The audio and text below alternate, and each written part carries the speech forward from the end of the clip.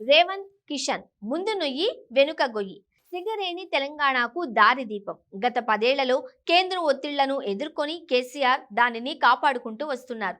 కేంద్రం సింగరేణి బొగ్గుతో పాటు అదానీ బొగ్గు కొనాలని ఎంత ఒత్తిడి తెచ్చినా పట్టించుకోలేదు. తెలంగాణలోని 11 గనులను వేలం వేయాలని పలుమార్లు కేంద్రం నుండి ఆదేశాలు వచ్చినా ఒప్పుకోలేదు.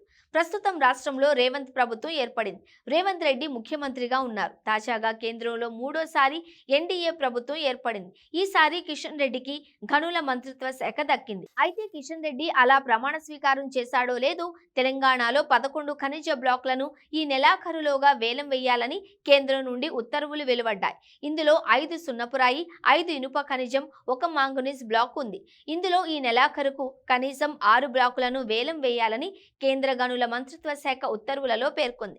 తెలంగాణలో మినరల్ బ్లాక్లను వేలం ద్వారా కేటాయించే ప్రక్రియ 2015లో ప్రారంభమైంది. రాష్ట్ర ప్రభుత్వాల నుండి సరైన స్పందన లేకపోతే మినరల్ బ్లాక్లను కేంద్రమే వేలం వేసేందుకు వీలు కల్పించేలా 2021లో మైనింగ్ రూల్స్ కు సవరణ చేశారు. పరస్పర ఒప్పందం మేరకు సకాలంలో వేలం వేయాల్సి ఉంటుంది. లేకపోతే ఈ ప్రక్రియ కేంద్రం పరిధిలోకి వెళుతుంది. విలువైన ఖనిజాల వేలం ప్రక్రియ సంబంధిత వ్యవస్థను దేశంలో ప్రవేశపెట్టిన తరువాత మొత్తం మీద 354 ప్రధాన మినరల్ బ్లాక్ల ఆక్షన్ జరిగింది.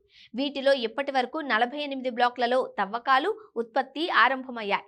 రాష్ట్రంలోని ఖనిజ నిల్వలను కేంద్రం ఇష్టారీతిన వేలం వేయడాన్ని కేసీఆర్ ప్రభుత్వం అడ్డుకుంటూ వచ్చింది. సింగరేణిలో పలు బ్లాక్లను అదానీకి కట్టబెట్టాలన్న కేంద్రం ప్రయత్నాలను అప్పట్లో నిర్ద్వందంగా తోసిపుచ్చింది. ప్రస్తుతం కేంద్రంలో సంబంధిత మంత్రిగా కిషన్ రెడ్డి, రాష్ట్రంలో ముఖ్యమంత్రిగా రేవంత్ రెడ్డి ఉన్నారు. ఇప్పుడు వేలం ప్రక్రియకు ఒప్పుకుంటే రేవంత్ రెడ్డి, ఒకవేళ రాష్ట్రంతో సంబంధం లేకుండా వేలం నిర్వహిస్తే కిషన్ రెడ్డి ఇద్దరు తెలంగాణ సమాజం దృష్టిలో దోషులుగా నిలబడతారు. కేంద్రం పక్షం రోజుల సమయం మాత్రమే ఇవ్వడంతో ఈ వ్యవహారంలో ఎలా ముందుకు పోవాలా అన్న ఆలోచనలో రాష్ట్ర ప్రభుత్వం పడింది.